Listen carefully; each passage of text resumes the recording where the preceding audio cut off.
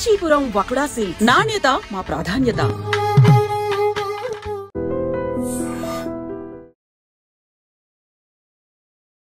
Hi hello నమస్తే, welcome back to iDream media. ఈరోజు మనతో ఉన్నారు సర్టిఫైడ్ ఫైనాన్షియల్ ప్లానర్ అలాగే SEBI certified equity market analyst అయిన అనిల్ కుమార్ బత్సు గారు. సార్తో మాట్లాడతాం.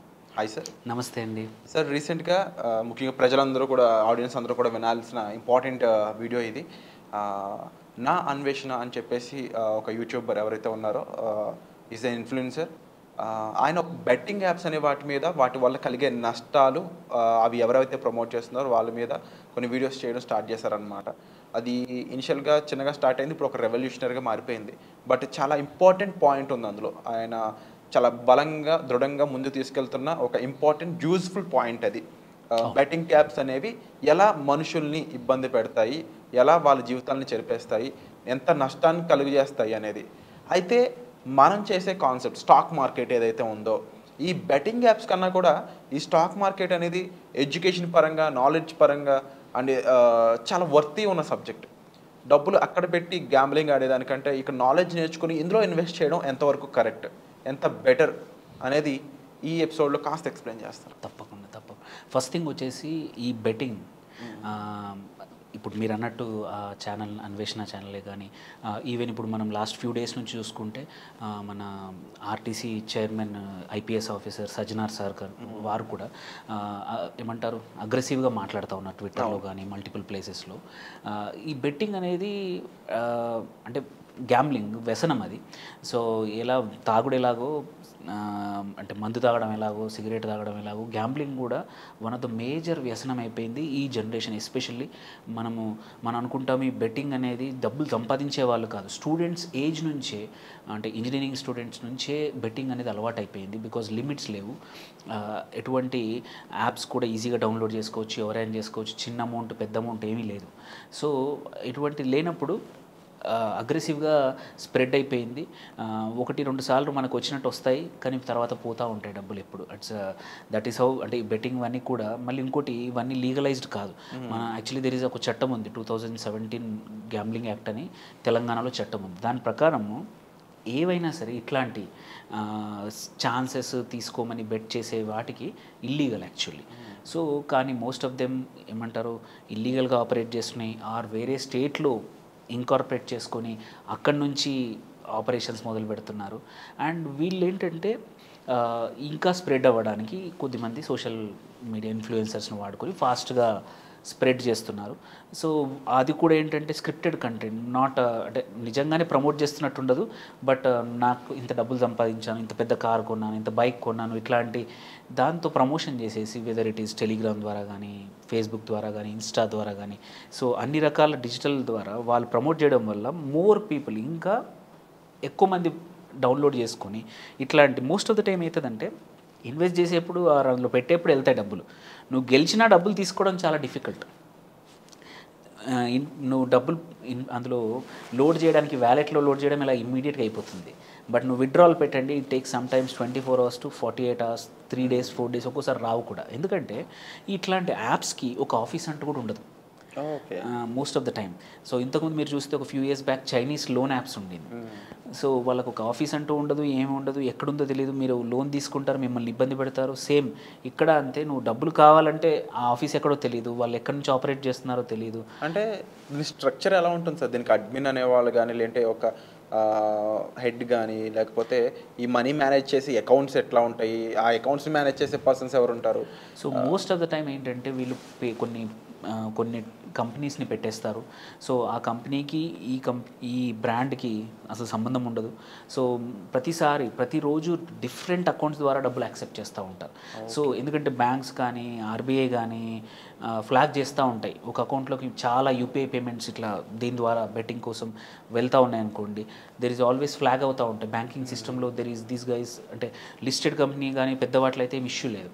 ఇట్లాంటి అన్నోన్ కంపెనీస్లో ఒకేసారి లక్షల ట్రాన్సాక్షన్స్ అవుతా ఉంటాయి. బికాస్ నేను ఒక గేమ్ చూసాను, మా ఫ్రెండ్స్ ఎక్కువ ఆడుతుంటారు అనమాట. ఏదో ఫ్లైట్, ఒక ఫ్లయింగ్ ఏవియేటర్ సంథింగ్ ఏదో గేమ్.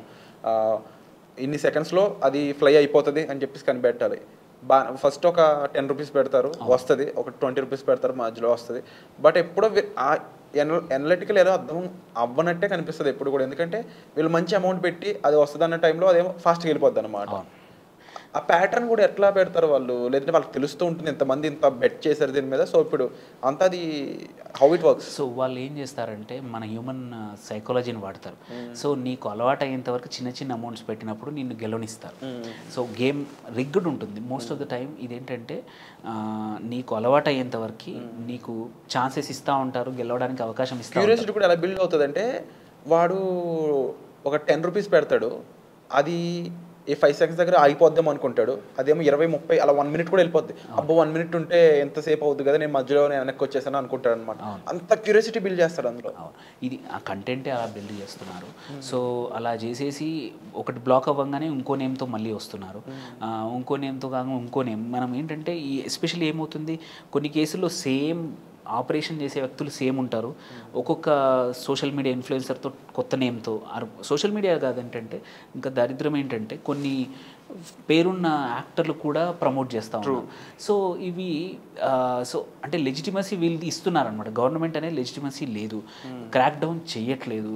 ఎప్పుడు చేస్తారు క్రాక్ డౌన్? మన కేసులో ఏంటంటే మోస్ట్ ఆఫ్ ద టైం ఎట్లాంటి నెగిటివ్ న్యూస్ ఏదైతే జరిగిందో, కొద్దిమంది ఆత్మహత్య చేసుకున్నారు, ఆర్ స్పెషల్గా కంప్లైంట్ ఇచ్చారు నేను ఇంత డబ్బులు లాస్ అయ్యాను. అందుకే మనం లాస్ట్ 1 మంత్ నుంచి చూస్తుంటే తెలంగాణలో కానీ పోలీసులు అగ్రెసివ్గా ఎవరైతే ఇట్లా కంటెంట్ని ఇట్లాంటి గ్యాంబ్లింగ్ కంటెంట్ని పోస్ట్ చేస్తూ ఉన్నారో, ప్రమోట్ చేస్తున్నారో వాళ్ళని అరెస్ట్ చేస్తున్నారు. సో వాళ్ళని చేసి they are doing their best. But ఇక్కడ కావాల్సింది ఏంటంటే ఎవరైతే డబ్బులు వ్యసనానికి గురైన వాళ్ళు ఉన్నారో ఆరు వాళ్ళ ఫ్యామిలీస్ ఉన్నారో, ఎడ్యుకేషన్ ఈజ్ మోర్ ఇంపార్టెంట్. ఇది ఏంటంటే మన ఇది సోషల్లీ ఇప్పుడు జరుగుతున్న ప్రాబ్లం అనమాట. అందరికీ ఫోన్లు చిన్నప్పటి నుంచే మనము ఫోన్లు ఇవ్వడము, అండ్ ఎవరు ఏం వాడుతున్నారు పెద్దవాళ్ళు కూడా పిల్లలకు అన్నీ తెలుసులే అని చెప్పేసి వదిలేస్తున్నారు. So there is no oversight from parents side. Government side నుంచి కూడా ఏంటంటే ఈ యాప్స్ని కంట్రోల్ చేయడానికి వీటికి ఎటువంటి మెకానిజం ఇంకా రాలేదు. ఈవెన్ ఫర్గెట్ అబౌట్ ఏమంటే జనరల్గా జరగడమే కాదు, నా కేసులో చూస్తే క్వైట్ అ ఫ్యూ నా క్లయింట్సే కానివ్వండి, నా ఎక్స్టెండెడ్ ఫ్యామిలీలో కూడా లక్షలు పొడగొట్టుకొని ఆస్తులు అమ్మేసుకున్న వాళ్ళు కూడా ఉన్నారు. ఏది బెట్టింగ్ యాప్స్ వల్ల, ఇట్లా మీరు అన్న చిన్న చిన్న గేమ్స్ వల్ల. అంటే చిన్న పేమెంట్సే అనిపిస్తాయి. ఫస్ట్ 50, 100, 200 చిన్న పేమెంట్స్తో స్టార్ట్ చేస్తారు. ఆ తర్వాత అలవాటు అయ్యాక నాకు ఎక్స్పర్ట్ అయిపోయానని చెప్పేసి ఎక్కువగా స్టార్ట్ చేయడం, మొత్తం ఇంకా ఎక్కువ అమౌంట్ రోజుకి 5,000, 10,000 అలా లాస్ అవుతున్న వాళ్ళు కూడా ఉంటారు. ఒకరోజు వస్తాయి, 4 రోజులు పోతాయి, అరే ఒక్కరోజు మళ్ళీ వచ్చిందంటే మళ్ళీ వస్తాయి. So it's gambling, typical gambling అలవాటు అనమాట. నిన్ను సైకలాజికల్లీ నీకు అడిక్ట్ చేసేస్తారు. చేశాక పెద్ద అమౌంట్ను తీసుకొచ్చి ఎక్కడి నుంచైనా తెచ్చే అవకాశం పెడతా ఉంటారనమాట. సో దీని నుంచి బయటపడాలనేది మాత్రం చాలా ఈజీ కాదు. అంటే మనం నేను చెప్పినంత కానీ ఎవరైనా దీన్ని ఎడ్యుకేట్ చేసేసి మానేయండి అంటే మానేయడం అంత ఈజీ కాదు. చాలా కేసులు చూసాము. కొన్ని రోజులు ఆపేస్తారు, మళ్ళీ సడన్గా అంటే ఏమంటారు రెవెంజ్ లాగా మళ్ళీ వెళ్తారు, మళ్ళీ అక్కడే ఇన్వెస్ట్ చేసి డబ్బులు పొడగొట్టుకొని ఆత్మహత్య చేసుకున్న వాళ్ళు కూడా ఉన్నారు నాకు తెలిసిన వాళ్ళు. సో దీంట్లోంచి కావాలంటే కొంచెం మైండ్ సెట్ మారాలి. సో ఇదంతా మైండ్ సెట్లో ఉంది. వాళ్ళకి డబ్బులు కావాలి, ఏం చేయమంటారు వాళ్ళని? ఎస్, డబ్బులు ఫస్ట్ థింగ్ అందరూ తెలుసుకోవాల్సింది ఏంటంటే క్విక్ రిచ్ అనేది ఎవరు అవ్వరు, 1000 మందిలో ఒక్కరు అవ్వచ్చు. ఆ ఎగ్జాంపుల్ అందరికీ వర్క్ అవ్వదు. సో నువ్వు ఎంత ఇది తెలుసుకోకుండా నువ్వు ఎక్కడ ఎటువంటి గేమ్ ఏదైనా సరే లక్షల మందిలో ఒక్కరైతే మిగిలిన 99,999 మంది డబ్బులు పొడగొట్టుకుంటున్నారు. అక్కడే కాదు, ఈవెన్ మనము స్టాక్ మార్కెట్ ఎక్కడైతే కొంచెం బేసిస్ ఉంది అక్కడ కూడా ఆప్షన్స్ కానీ ఫ్యూచర్స్లో ఇన్వెస్ట్ చేస్తున్న వాళ్ళు ఉన్నారు,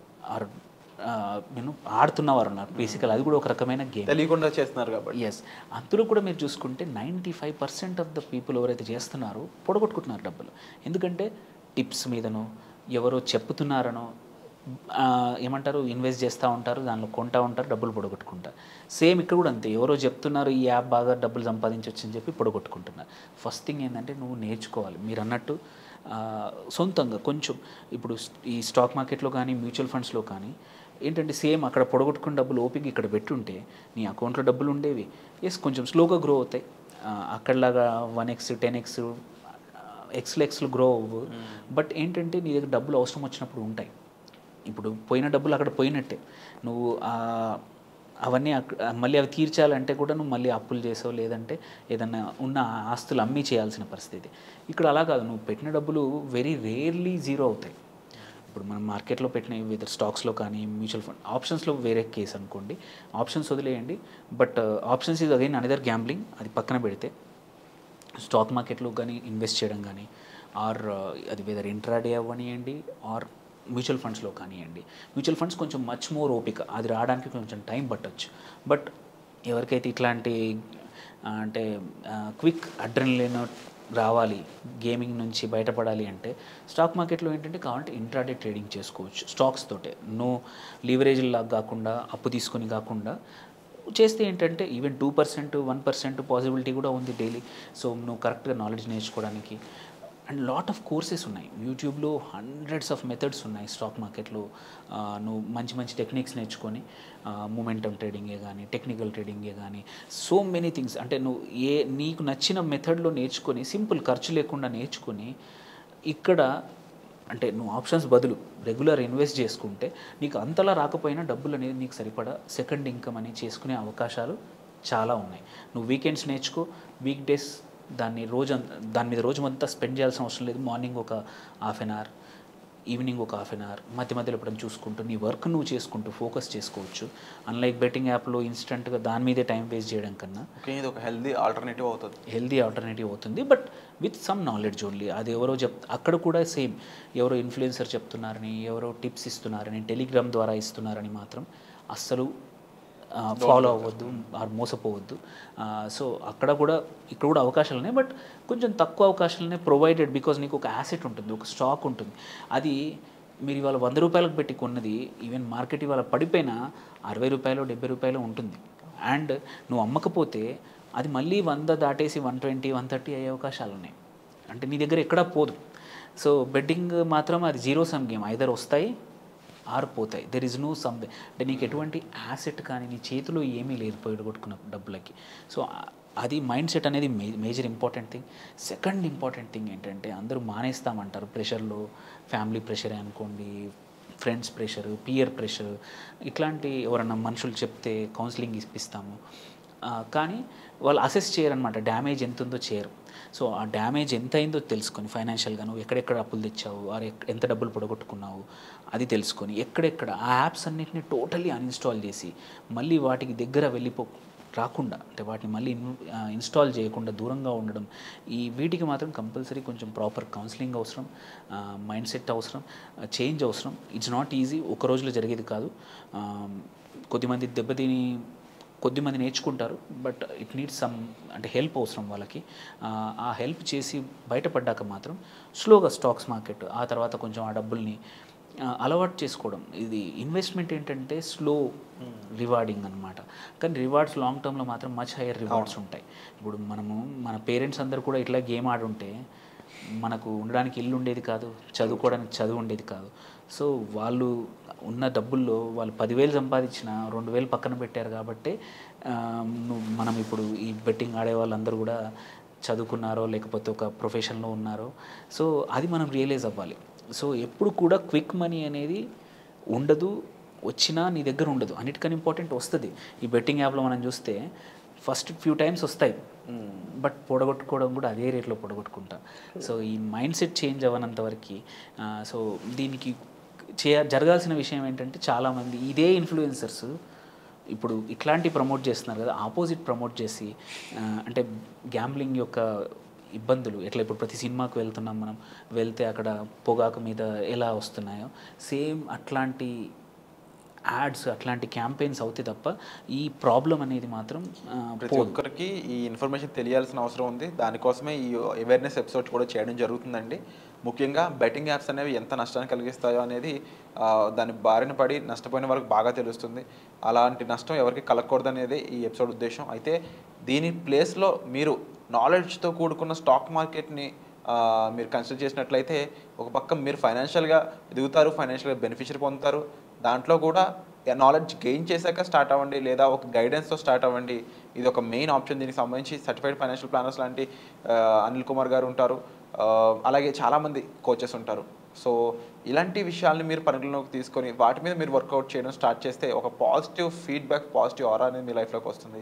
అండ్ ఫైనాన్షియల్గా రిచ్ అవ్వడానికి, ఫైనాన్షియల్గా బెటర్ అవ్వడానికి ఎన్నో పాసిబుల్ గుడ్ పాజిటివ్ ఆప్షన్స్ అనేవి ఉన్నాయి. వాటిని కన్సిడర్ చేయండి. బెట్టింగ్ యాప్స్ జోలికైతే పోవద్దు. తప్పకుండా ఈ ఎపిసోడ్ ద్వారా ఒక మంచి ఇన్ఫర్మేషన్ అయితే జనాలకు పంపాం sir. Thank you so much for the information. Thank you.